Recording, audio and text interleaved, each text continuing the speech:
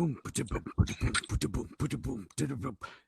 side, B side, what side are you on? Well, hey there, welcome back. I don't know why I decided to do that in a Southern accent, but hey, welcome back to another episode of A Side, B Side podcast. Darling, how you doing?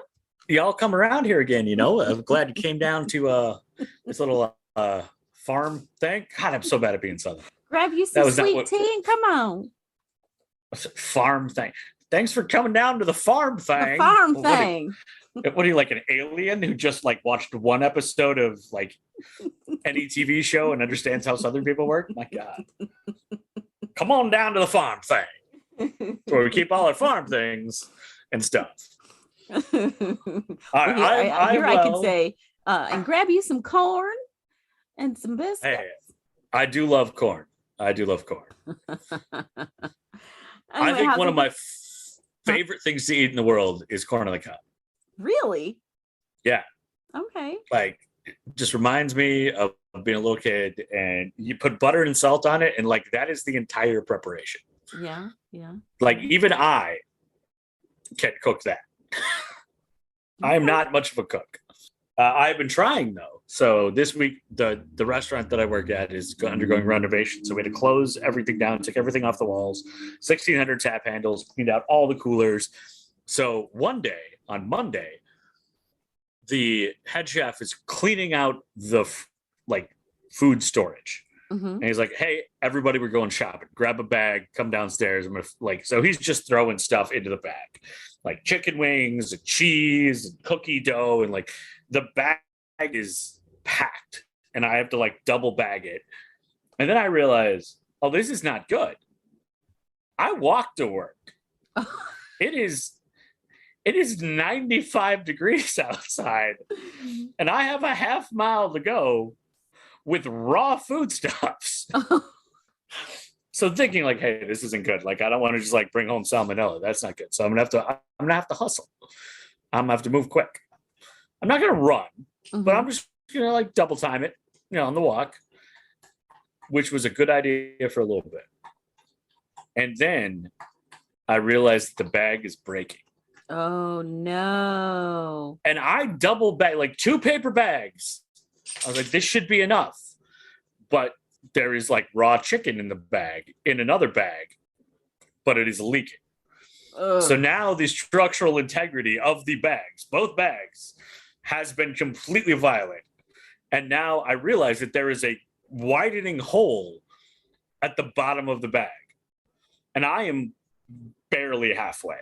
I have another like 0.2 of a mile to go to get home in 95-degree heat at about 2 p.m. on a Monday afternoon. So I do the only thing that is possible, and I decide to pick up the bag because I'm not using the handles anymore because that's just contributing to the breakage problem. Ooh, I pick it up against you? I bear hug the bag. And I just put my head down and I start walking. And I'm like, I'm going to make it. I'm going to make it all the way. It's going to be okay. Meanwhile, in my brain, I'm like, dude, you don't cook. Like, your number one dish is DoorDash. Like, you don't, what are you doing with all of this stuff you have to do stuff with? Probably not be carrying this. And so as I'm walking, there's this little like angel on my shoulder and a devil on my shoulder. The angel's like, no, we can't waste it. It was given to us. It was free. This is free food. This is good food. Like, you shouldn't waste it. You've made it this far. You've come so far. And then the devil's like, dude, just go find a trash can and put this in a trash can and we pretend it never happened. We won't talk to anybody. You don't know how to cook anyway. Like, this is not going to be enjoyable. You're going to have to like figure out how to do things with an oven. Like, you don't have spices. Oh, and so I get almost all the way there. And the bag is just torn asunder. It is like Old Testament tearing of sackcloth, gnashing of teeth level. Like, just like, it is dramatic. And so I stop, and I am literally across the street from my building. And there is one of my favorite pizza places and Philly cheesesteak places right across the street. And in their parking lot, they have a dumpster. And so I walk over to the dumpster and I'm like, okay, I'm just going to give up. And then I don't know if like the little angel got ahead of me, got there and like set this up, but the dumpster is padlocked. So I am standing there in 95-degree heat on a Tuesday or like on a Monday afternoon at 2 p.m. with chicken juice running all down my shorts out of this bag, trying to break into a dumpster. And I gave up and I said, oh, fine, I'm just going to go. And I carried it the rest of the way. I immediately came inside, put everything in the freezer. We'll probably stay until I move out because what am I going to do? Cook? And immediately took the clothes that I had been wearing and tried to wash them. But they came out of the washer and I like just put them in the dryer, still smelled the chicken. Oof. And I was like, you know what? It's time for these clothes to go. So I gained a bag of raw food that I may never cook and lost a pair of shorts and shirt because of the evil chicken juices. So the lesson here is that if you're not a cook and you don't have a car, maybe just say thanks, but no thanks to all the free food that is raw that you're going to have to carry a half mile in the heat.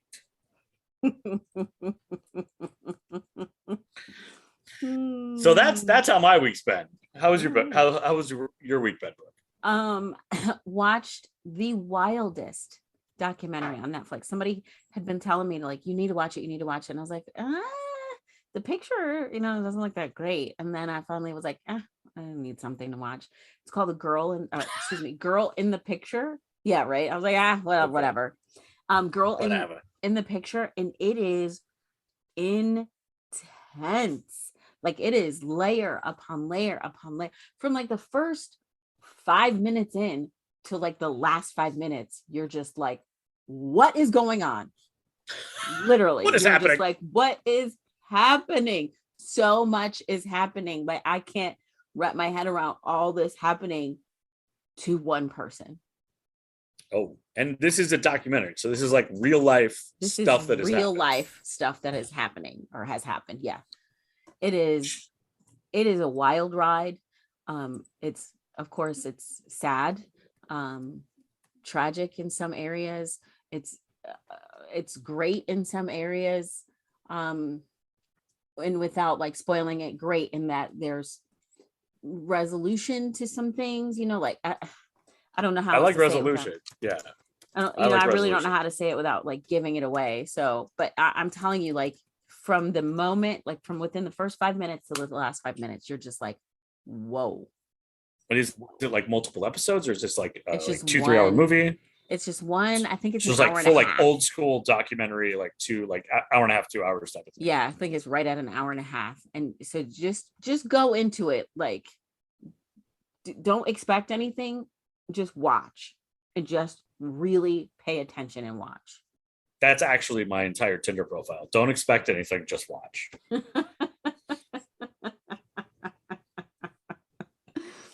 I have one last episode of The Boys to finish for season 3. This season was wild. Like they were just they were like, what boundaries haven't we pushed? Let's push those next. Well, and I saw some tweets on the Twitter where you see the tweets. Is that where you see the tweets?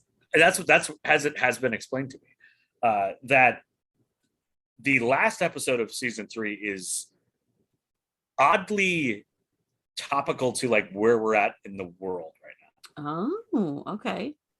Yeah. So somebody basically the tweet was like, it's amazing how these fictional shows, which are written like, years ahead of time, like the script, got to do the script first and they do like the filming, and then like by the time it gets released, it's been like, sometimes 2 years since, especially a special effects, like heavy show, like any Marvel stuff, or even like The Boys got a lot of special effects, where like someone will write a script and it's like, oh, that can't, who knows if that'll connect. And then like it comes out and like the week it comes out, it somehow really connects with everything else. Right. It's kind of crazy how life does that.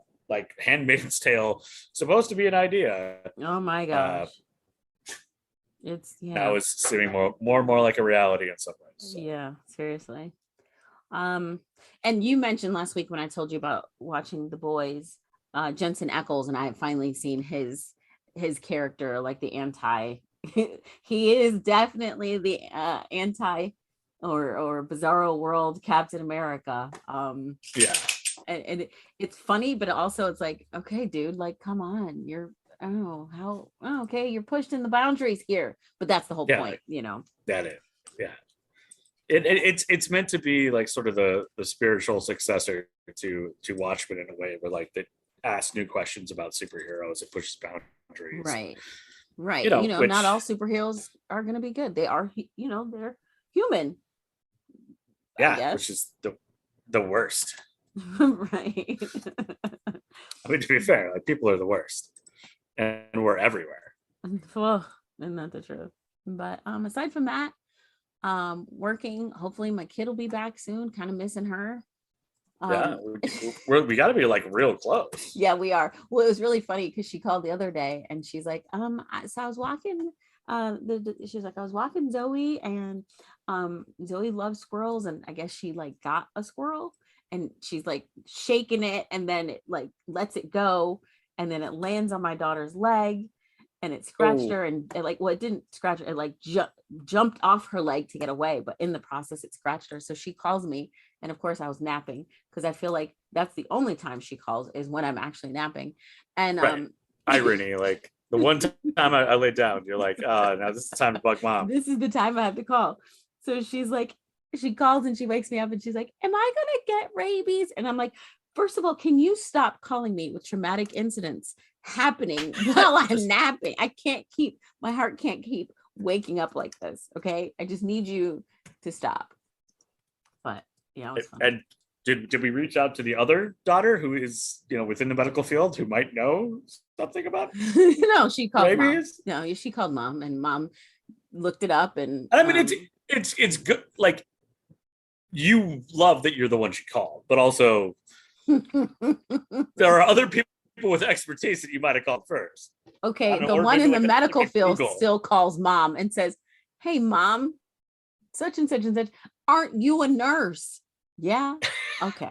Didn't you go to school for this? Yeah, but like school. You got that mom medicine, mom medicine. Yeah, it's like the mom knowledge is always going to be like, even if you say the same thing that they're going to hear elsewhere, like it means more because it comes from you. Oh man. But anyway, that's been my week. So I have been just binging stuff like crazy. With the restaurant closing, it felt like a world of upheaval, because it's, even when I didn't work there, it's been my place for 15 years, roughly. It was a place that I could always go. Like, it was my Cheers, and I worked at Cheers. So like, I understand what Cheers is about. And so I was like, okay, I'm feeling really unsettled. So I've just been trying to rewatch things that make me comfortable and make me feel good. So I watched the entire Chris Pine and Zoe Saldana Star Trek trilogy in the last weekend. I have watched Pitch Black with Vin Diesel, like his first like non-Fast and Furious movie, which used to terrify me, but evidently now being scared of life, so like aliens don't scare me as much anymore, which is very weird. I've also started watching a series that I had never watched, and in my brain it took place like in the late 90s, early 2000s. And even when, as I'm watching like the opening credits and like the special effects and the writing, I was like, oh yeah, this is definitely like a early 2000s TV series on USA. Like, special effects are not good. Like, the opening credits kind of look like they were done in like Microsoft Word. It turns out it actually came out in 2010 and ran to 2014. It's the Piper Perabo starring Covert Affairs. Oh yeah, where she's a fresh recruit from Langley and gets involved in all the CIA stuff, and it's very enjoyable, but also silly, and that's why I felt like it was just so much older than it was. But like, clearly television has changed a lot in 12 years, which I guess that's kind of obvious. The world has changed in like 12 years, but I literally thought it was like 20 years old, not 10 years old. So that was a little bit. And also I've learned something very disturbing. Evidently my Roku, which is on TV number 3, if I turn the TV off, it doesn't stop the Roku. No. So according to Roku, I have now watched all four seasons of the series 3 times. Oh my. Because I'm in like the middle of an episode, and then I like turn the TV off thinking, okay, I'll like pick up where I'm at, but it doesn't, because it doesn't turn the Roku off. So then I turn it back on like the next day or 2 days later, and it's been running the entire time. And suddenly I'm in like season 4, episode 2, when I was at season 1, episode 8, and I'm like, I have no idea what's going on. And then Roku's like, well, no, you've watched all of this already. I was like, I really haven't, Roku. So we all get annoyed when like Netflix is like, hey, are you still watching? But Roku should probably do that. Yeah. Because I'm just like watching episodes that I'm not watching, but their logging is something that has happened. And I feel like there has to be like some, like, I don't know, it's like Spotify. Like each time you listen to something, somebody gets like 1/100th of a cent, right? Yes, it's true. It is true. So maybe I'm just like sending money Piper Parabo's way by just watching by this Roku, entire just series. streaming. Just streaming nonstop. Just let it go. Just let it keep rolling. And she's going to get that 1/10 of a penny. 1/100th of a cent. Yeah. I probably got her at least 5 cents by now. You're welcome, Piper. If you want to come on the show, just let us know. Yeah. So that's been my week. It's been very surreal. And I do not like change. And it's been a lot of change. So luckily I've got my dog who has to put up with me all the time. But it's very hot too. Like I know it's been hot there, but it's been hot everywhere. I mean, I think it's worldwide. It's just hot. like I talked to a friend of mine over in the UK, and like, you know, it's hot here for us, and you know, obviously we're kind of used to that, but not like used to it. Yeah, we are used to it. It gets hot here, but over there apparently it doesn't get that hot, and their infrastructure is not set up for, like, they don't have air conditioning and their houses are insulated, so like it's hot and they can't like escape it. Yeah, like we have AC at least, you know. That's right. It's not super cost effective, and like it's expensive when it's this hot. But if you live in a high AC right now, anywhere in the like higher, like the upper hemisphere, woof, good luck. Yeah. All right. Well, this is episode, 102, and that's in an even week, which of course, you know, that means that you get to start. Yes, it does. And I'm excited about this. And of course, it's been a little bit. So now we're going into the A side. So for all you aggregators out there, you can put the little timing mark now. The A side has begun. So on the A side this week, now that we're actually recording, which is hilarious, because you guys don't realize how many times I just start talking and Brooke's like, dude, we're not recording. You gotta start all over again. So just imagine the brilliance that you don't hear because it wasn't recorded. So on the A side this week, we have not done one of these in a while, and that's why I thought this would be the perfect time to do it, because it was a total that guy from that show moment as I was watching Covert Affairs this last week, and actually watching it, not when I wasn't watching it, but getting credit for it because I just let it run because I turned the TV off and didn't turn the Roku off. And one of my favorite character actors who, in my opinion, we missed, like there was a huge opportunity for a spin-off movie starring them in one of their first roles that I still think could work if we went back and did it now, like 20 years later. But the actor's name, and forgive me for maybe not saying this correctly, is Oded Fehr. And you would know him best probably from The Mummy, which was one of his first roles. So he's also been so good. So good. Like, wouldn't you watch a movie about him and the Magi, like as like a prequel, like protecting, like so no one could find the money? That would be great. 100%. So good. Much better spinoff than like Scorpion King or like the other like I think they did another spinoff with like Dave Batista. I don't know if it was Dave Batista or it might have been some other MMA guy or wrestler after The Rock did Scorpion King. But we could have just had a spinoff with Oded Fehr and his character Ardith Bey from The Mummy, which was so good. He was also in The Mummy Returns. He's one of those guys that pops up in so many different series. And yes, he gets typecast in a lot of ways where he's often playing a Mossad agent or an Israeli spy or somebody like that. But he does it so well. And one of the coolest things about when I get to do these, that guy from that shows is how much stuff you learn about their background and their life and like what they're doing now. And he, was born in November of 1970, so he's 51, just a little bit older than I am. He's from Tel Aviv, Israel. He was born to his parents. His mom was a daycare supervisor, and his dad was a geophysicist and marketing executive. Don't understand how those coalesce. Like, how are you a geophysicist and then also do marketing? That's a very interesting combo. He was, a regular kid growing up. He did his military service time. And I love the fact that every time when you're searching for facts about Oded Fehr, one of them is always like, he served in the military. And like, my brain is like, he was an able-bodied person who grew up in Israel. Of course he did. They're all required to. So like, why is this like a surprise? But I guess maybe that's not a incredibly well-known thing. He served in the Israeli Navy from 1989 to 1992. And then worked for an Israeli airline security as well. And while he was doing security, he was in Germany.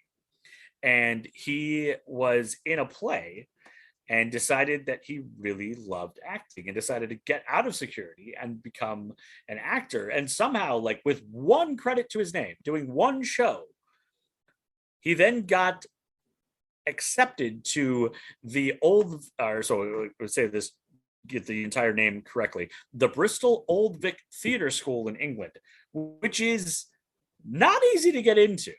Like how you get in with like one credit to your name, probably because you're ridiculously good at acting.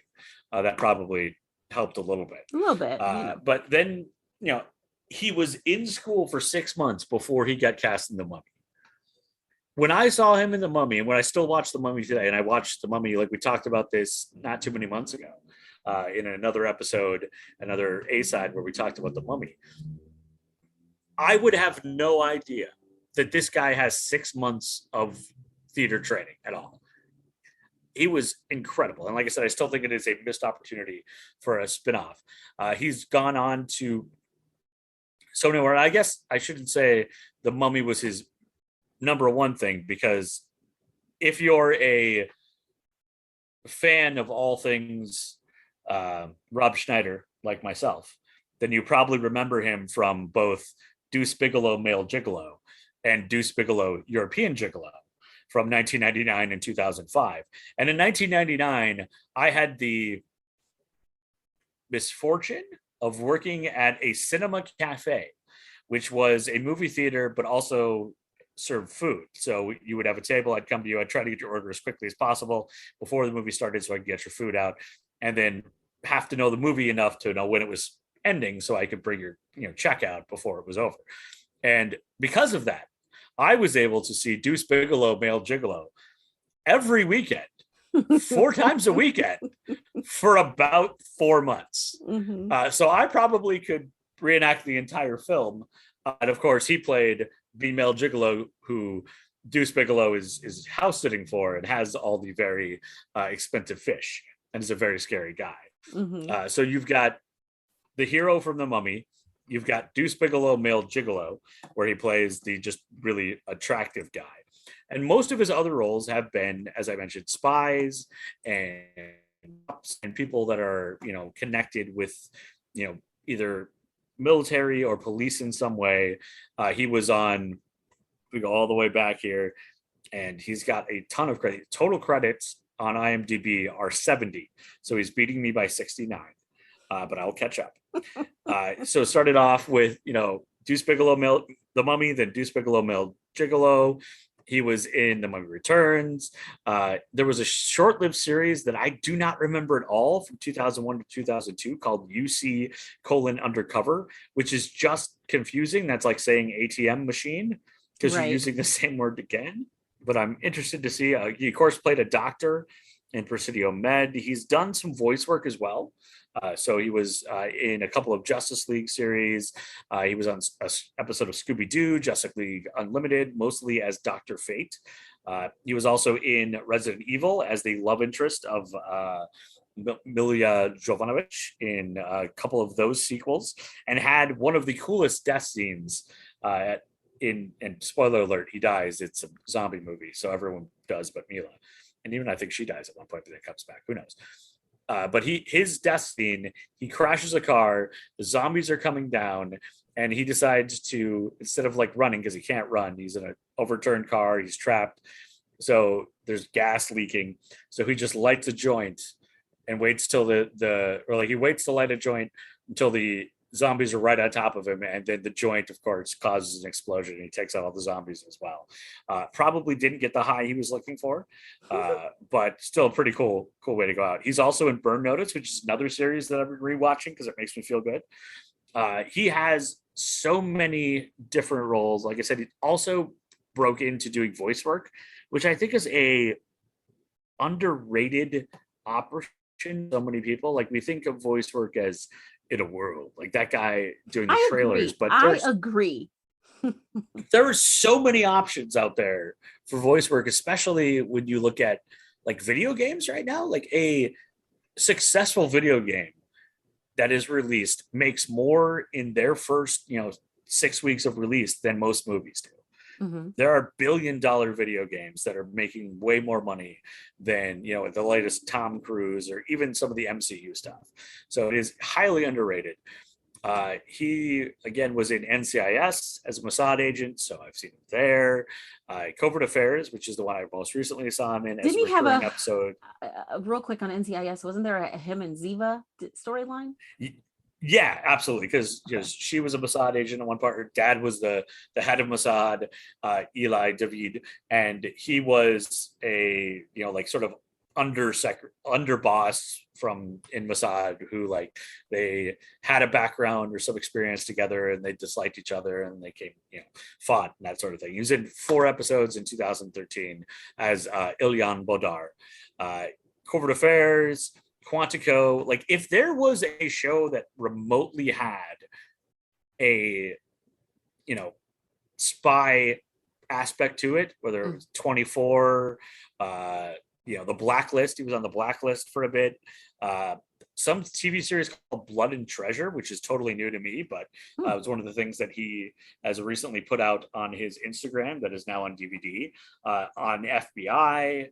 Of course, then most recently, where you may notice it from, and this is kind of cool because it all goes full circle for Adam, who's been watching all these things that he really enjoys. But he's his most recent credit over the last 2 years has been on Star Trek Discovery, where he plays Admiral Charles Vance. Okay. But probably one of the cooler things about doing these deep dives into that guy from that show is how much you learn about their background in their life. And so we'll post on the website his current Instagram and Twitter. But as a parent, one of the coolest things, here's this guy who's been in he's got 70 credits on IMDb. He is his face is worldwide. Like, people would recognize him in a moment. But everything that he is posting and has posted recently is all about work that his wife, who's a producer, and his son, who is now, I think, 18 or 19 and is getting into the industry, are doing. And so he is totally reached peak proud dad husband mode. And on all of his social media, he's promoting stuff that they're doing right now, which is really cool. And I have a lot of kinship to, because I am also at that stage in life where my biggest thing for the summer used to be I want to be at a Fringe Fest show when I was in college, and I've never gotten to be. Fringe Fest is sort of the local alternative theater festival that happens late July and August of every year here in Minnesota. And I've always wanted to be in a show, and I've never gotten in one. Now my oldest got in one just this week, And so I've reached that kind of that same stage in life where I get to be cheerleader, like proponent dad, and really enjoy watching them do things. So that was kind of a cool connection. But I still believe that even at 51 years old, a spin-off of the Mummy, maybe as a prequel starring Ardith Bay, the character of Ardith Bay as played by Oded Fehr, and telling us like how they've been keeping the mummy secret for so many years would definitely be worthwhile.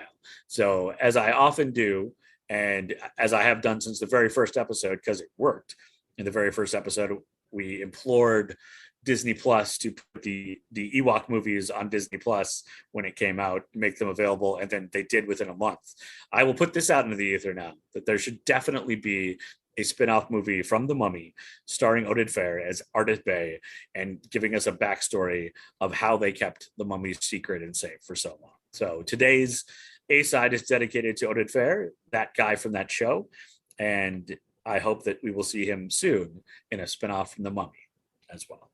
Well, like you said, you talked it up and it happened in the first episode. So we're putting it out in the universe. Let's go. I mean, with great power comes great responsibility. I have neither, but I do have this. I think he is a phenomenal actor. Like you said, like when I saw, because you always send me the email so I can, add the links and stuff. And I saw the name and I was like, oh, I like him. I like him. But it feels like he should be a bigger star. Like, he's good. He's talented. He's exceptionally charming. He's good looking. Like, why was he not a bigger star? And it's probably just because in most movies, it's got to be the Brendan Fraser looking guy or the Tom Cruise looking guy. It's only been the last few years that the not typical looking star is the star. Yeah. And I would be I would love to see, even if you could do like a spinoff where he's like the mentor to like the next level of the Magi who are trying to keep the next, mummy secret. Like, that would be cool. I think it would be really cool because you remember when they tried to do the they were going to do like the MCU version, but it was the monsters. Yeah. And so they did the Mummy was it the Mummy with Tom Cruise? Yeah. And they're like, refer to him as really young man. They're like, and this young man, and it's like, this is Tom Cruise. He's like 50. What are you talking about, young man? Yeah, like let's let that go, guys. Come on. But I mean that's probably part of his contract. I also had a great conversation at a restaurant the other day when I was reading my book, and I've been burning through the Lee Child Jack Reacher series, and these two guys sat down at the bar and we all saw what I was reading. We started talking about it, and they're all also like, I got 3 book recommendations, which is awesome. Not what you expect from just like hanging out, having lunch at a bar on a Tuesday afternoon, to get like an entire list of book recommendations. And I have stuff showing up from Amazon soon. But we talked about how like we really enjoyed the Jack Reacher books. We enjoyed the Jack Reacher movie with Tom Cruise, but it wasn't a Jack Reacher movie. It was just Mission Impossible, and how the series is so much better. And it's like, this is so random that we're just sitting here in the middle of a restaurant talking about books and media. And I was like, this is good stuff. This is very cool. So. All right. So is that the A side? That is the A side. Go watch Oded Fehr in a lot of things, and hopefully soon, since we put it out into the ether, there'll be a new Mummy prequel starring him. Now, if this happens, if I get on like Twitter tonight or tomorrow and it's like Mummy prequel has been announced, I'm going to die, and then I'm going to call you and tell you to summon up Chris Evans for me. I'll do what I can. Because apparently you've got some freaking power. Which is, I really don't. I'm just like, I think there's just a lot of people who grew up watching the same stuff that I did who are now in Hollywood and like approving things that they're like, oh, that's a good idea. And I'm like, yeah, it is. The fact that suddenly we have like 4 versions of He-Man happening. Oh, God. There's a Barbie movie. It's like, what? With Margot Robbie and Ryan Gosling, and they're excited about it. And I'm like, are we though? But are we? It feels like a bridge too far. And also the fact that they're not going to use Barbie Girl in it. I know. Well, I don't think they let them. I don't think Aqua was going to let them. Aqua was like, no, you can't use it. It was like that could, like, I don't know why Aqua's opinion of the movie matters to me, but for some reason it does. Yeah. Right. All right, there we go. That's the A side. So Adam, I kind of reached over into your side this week for the B side. Oh my goodness. So I think pretty much everyone over the age of at least 30 has heard of Kelsey Grammar. I would hope so. Kelsey Grammar, Dr. Fraiser Crane on both Cheers and Frasier. Sang the song for his own television show. Come on, who does that? And scrambled eggs. Yeah. Also, what some people may not know is Kelsey Grammer is also a very well-known, or I say some people may not know, but he's well-known. He is actually a very big into producing as well. Like one of my favorite TV shows, Girlfriends, is a Kelsey Grammer production. Really? Yeah. He also produced The Color Purple, for which he won a Tony. And I was thinking that Kelsey Grammer was an EGOT, but I guess he's got Emmys and Tonys, but no Grammys or Oscars. For whatever reason, I was thinking that he at least had a Grammy. But anyway, yeah, he hasn't done a lot of film. He did have like he was a sort of in that late 90s, like when John Tesh was a thing, just like middle-aged white guys on pianos. He was a part of that as well. I think he's had an album at least. I think so. He did actually get a Tony for La Cage aux Folles for his performance, and then he got he won a Tony as producer of The Color Purple. So not shabby for his resume. Not shabby at all. A lot more than you would have thought of from just the Cheers episodes. Okay, so I guess evidently not. The only CD that is available on Discogs is the Tossed Salads and Scrambled Eggs Frasier theme song. That was the only time he ever released an album. So my bad. But what people may not know, you may not know all of his accolades, but what you may not know are the true crimes that are associated with his life. He's not committed any, but he's had some really tragic things happen in his life. Really? So Alan Kelsey Grammar was born February 21st, and he was actually born in the U.S. Virgin Islands of St. Thomas. Wait, his actual first name is Alan? His first name is Alan. Yep. Gosh, Alan that explains a lot. Oh, that's your dad's name. My dad's name. And I always felt like there was this like weird connection between my dad and Frasier. It's like, there it is. So he was born to Sally Granmer Kramer, and Frank Allen Grammar Jr. So his whole family just likes tossing an Allen and just never using it. Pretty much. His dad was a musician. He also owned a coffee shop and a bar and grill called Greer's Place. Kelsey had a younger sister named Karen. So he was actually raised by his mother and his maternal grandparents, Gordon and Evangeline Granmer in Jersey. The family actually moves to Florida when Kelsey is about 12 years old. His grandfather passes from cancer. And 1968, tragedy befalls his father. We talked about Frank Allen. So Frank actually moved to the Virgin Islands from New Jersey in 1954. He's 25 years old and he's carving out this life for himself. And like I mentioned, he's got a couple of businesses. So he started a music store, and he had a publishing a local newspaper called the Virgin Island Views. And he became kind of a controversial figure because he published some strong attacks on what he termed local insanities. That's according to a newspaper account from April 26th of 1968. So he lived in St. Thomas for years, 12 years. And I mean, he was living a pretty good life. Well, 2,000 miles away in 1968, an event happens that would impact his life and actually causes his death. Ooh. So it was on April 4th of 1968, Martin Luther King Jr. was shot and killed in Memphis, Tennessee. And you're like, okay, but that's not in the Virgin Islands. Well, his death just reverberated across the country. And on April 9th, the day before a funeral was held for Martin Luther King Jr. in the U.S. Virgin Islands, Arthur Bevan Niles, who was a taxi driver, and he was a complete anti-white islander. He was a native islander, and he completely despised non-islanders or white islanders. And he painted his taxi with all kinds of racist slurs, and he's just letting his feelings be known. Well, his cab was ordered off the street by police because it was covered with things like "kill the white pigs" and others. That was like probably the nicest slogan that was written on there. Dang. So because he's upset over the death of Martin Luther King Jr., he tried, or that's his claim, he tries to burn down a house and 2 rental cars.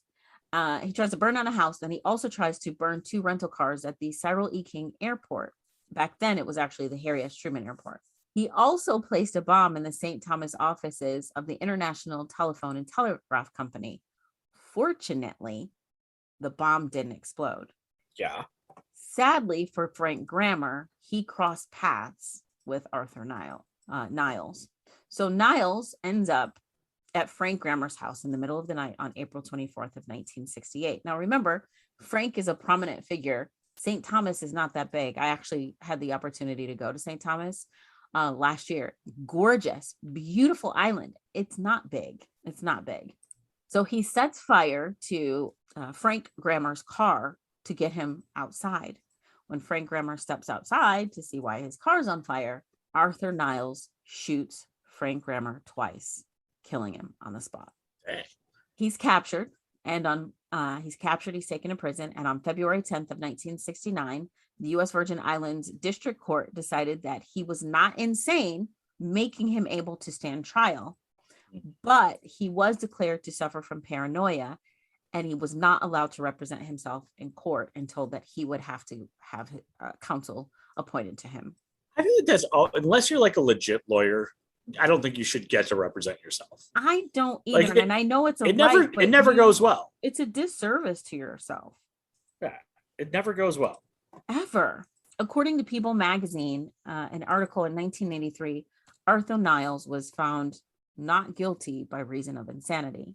So he ends up committed, but then he's released in 1994. And he ends up in Maryland in the Washington, D.C. area. He has a son nicknamed Rico. His name is Nivaldo Niles, and he lives in that area. He was born in 1968, about 2 weeks before Arthur goes on his rampage. In 2002, a district court judge named Richard A. Cooper issued a restraining order to prevent Niles from having any contact with his son, Rico. Arthur writes a threatening letter dated November 13th of 2002 to the judge saying, "Then I would have to come back to Maryland to kill you, Your Honor." It's a heavy letter to write. There's a bail hearing on November 22nd of that year, and he says, "Just keep me in jail where I can be safe and keep you safe, or put me in a gas chamber. I do not deserve to live. I've killed people, and I'm not sorry for what I did. I would be content and happy to be in jail if you could find a cell for me to be alone." A couple of days before this, Arthur Niles was at a Lowe's home improvement in Maryland, and he violated his restraining order and saw his son. In court, Niles claimed that the restraining order characterized him as a child abuser. He says, "I'm a killer, not a child abuser." I mean, that is a very interesting hill to decide to plant your flag on. So Arthur Bevan Niles is still alive, and his wife, Jean Niles, passed away in North Carolina in 2013, and her obituary states that she was survived by her husband of 52 years, Arthur Niles of St. Thomas. In 2015, his son Rico actually posted about his father, saying that he was high-spirited and healing after an unspecified medical procedure. There obviously has been some kind of healing between Rico and Arthur, because Rico is posting on his Facebook about his father, and then he posted that he loved him and he wished him some recovery after his surgery. Rico passed away in August of 2016 from heart disease. So how messed up is it that Kelsey then goes on to be on a show where his brother's name is Niles? Yeah. You know what? That's a good catch. I didn't even think about that. That's like, how does that happen? Wow. You're right. Yeah, you're right. That is really messed up. That's gotta, oof. Yeah. Mm. Like that in of itself needs its own like deep dive, because I don't understand how you let that happen. Yeah. It read through, he could be like, hey, can we name this character something else that's not named after the guy who killed my dad? Yeah, seriously. Seriously. It's like JFK having a running mate named Oswald. Ooh. All right. So also we should mention in 2020, Kelsey Grammar's daughter Spencer was slashed by a man wielding a knife in a New York City restaurant. She was trying to get the man off of another person. Okay. Now we've talked about his father. We're going to talk about his sister. His sister's name is Karen. And here's where we are introduced to Freddie Lee Glenn. So on June 19th of 1975, Freddie Lee, who happened to be a civilian at Fort Carson, and Michael Corbett, a soldier, kidnapped Daniel Von Loan, who was a 23-year-old cook who was leaving his job at the Four Seasons Hotel. They kidnapped him with the intent to rob him. They drove him to a remote area, made him lie down on the ground, and unfortunately, they shot him. Do you know how much they took from him?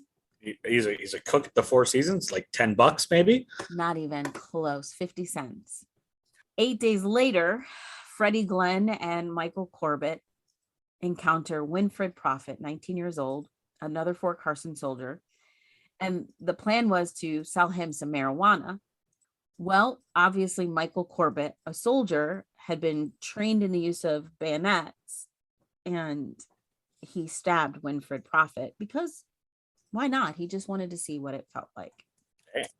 Not even because of like a drug deal gone wrong. It's just no.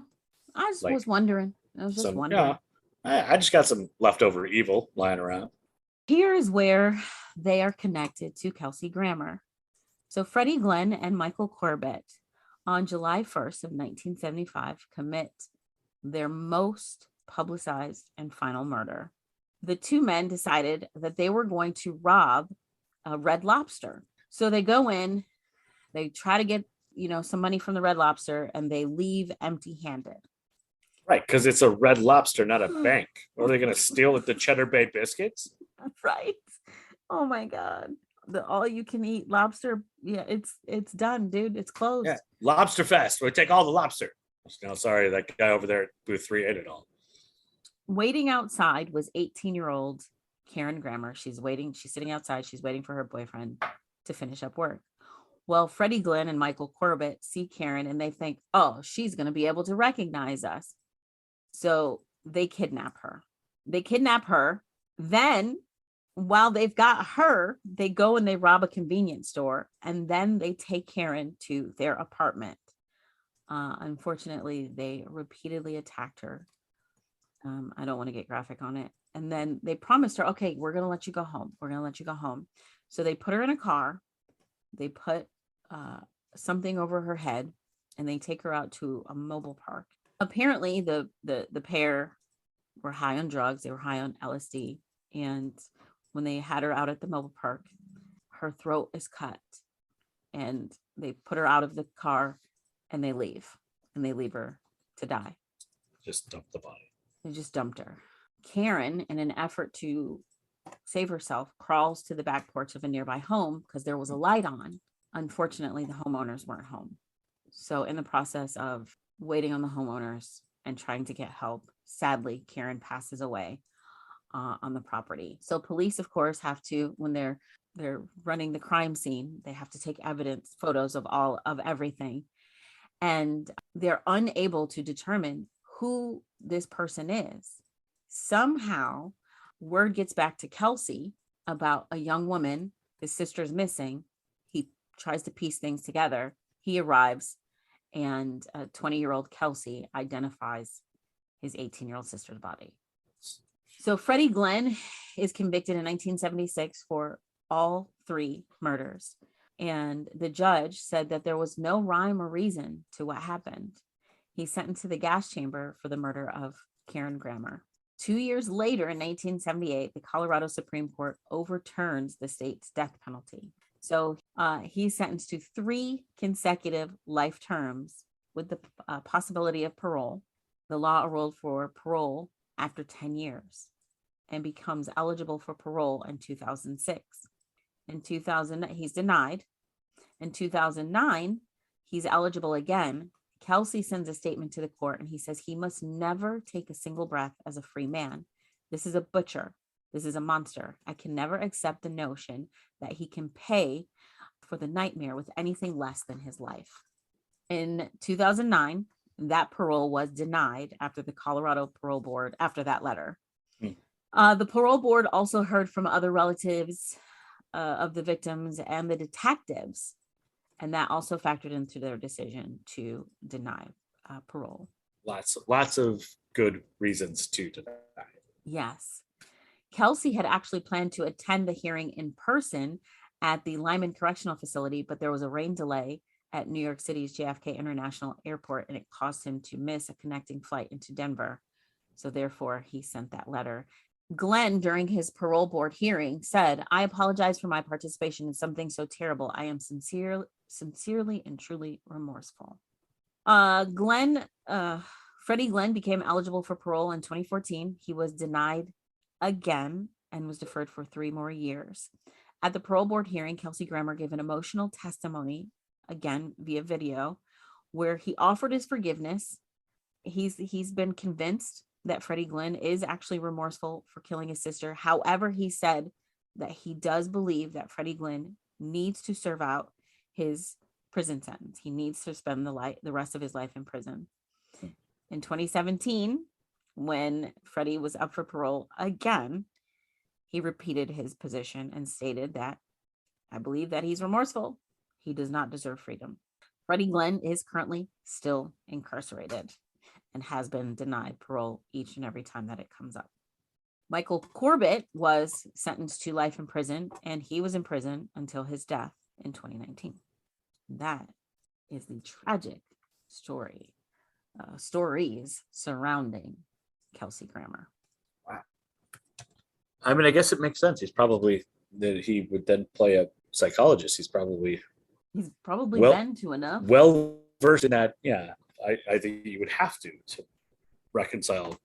I mean, it's always horrible when anyone is murdered, but when a family member has to identify the body, I think that there has to be just a different level of, I pray to God I never have to do that. And so we did talk about his father and his sister, and then I mentioned briefly his daughter. And then get this, in 1980, his 2 teenage half brothers from his father died in a scuba accident. Like, God. There has been so much tragedy in this man's life. He has never, ever gotten over his sister. He feels like he was responsible for protecting her and he didn't do his job. So it is something that still to this day sits with him. It's so tragic. Like, it's just like, it just kept coming and coming and coming. Well, and it's one of those things where we often don't have any idea. You look at somebody who's rich and famous, has been on TV, and we must think how, wonderful their life is. Right.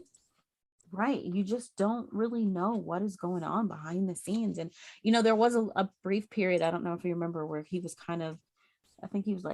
he got caught like drinking and driving a couple of times and had to go to like a rehab. But I mean, like, stuff catches up to you.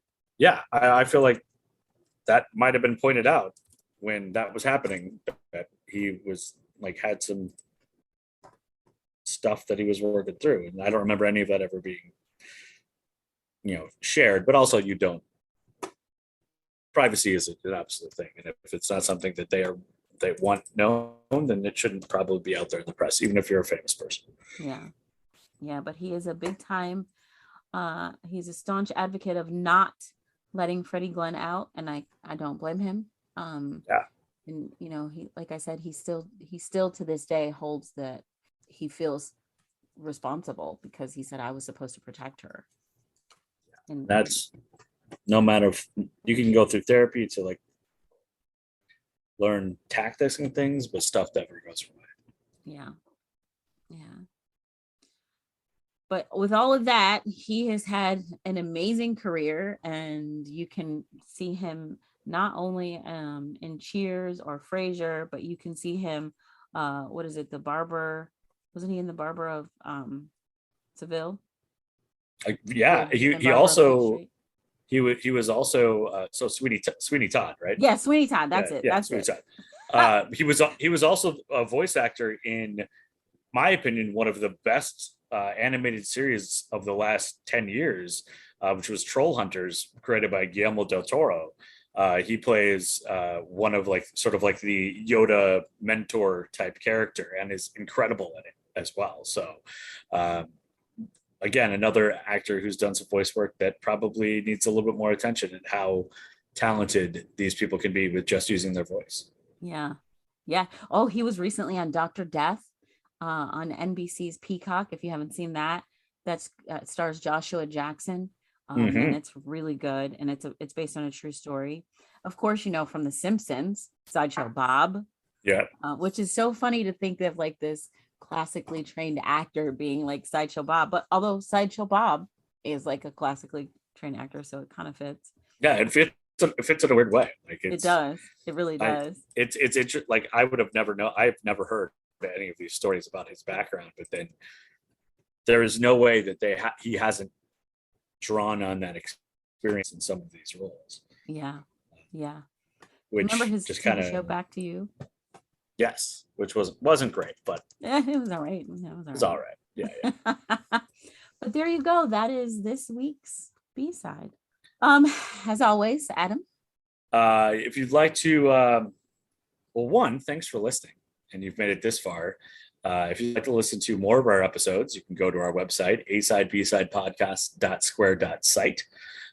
And then you can get to any of your favorite streaming platforms on there. Please go to every one of them and like and subscribe, because that's always fun. You can get merchandise on there. You can find all of the links that we use for each episode.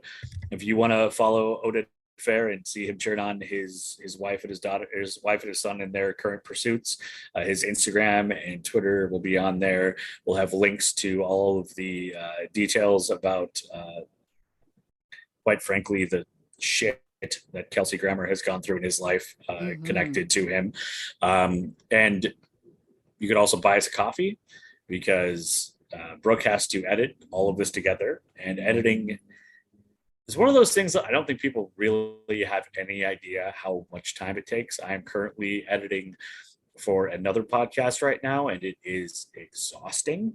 And I can only imagine what Brooke has to go through listening to my voice all the time, because it's a lot. And there's all these little ums and ahs and, wait, let me start over, or, hey, I told that entire thing wrong, let me start again, that have to be cleaned up. And it is not easy work. So buymeacoffee.com, A Side B Side podcast, so Brooke can have some coffee to get through editing all of that.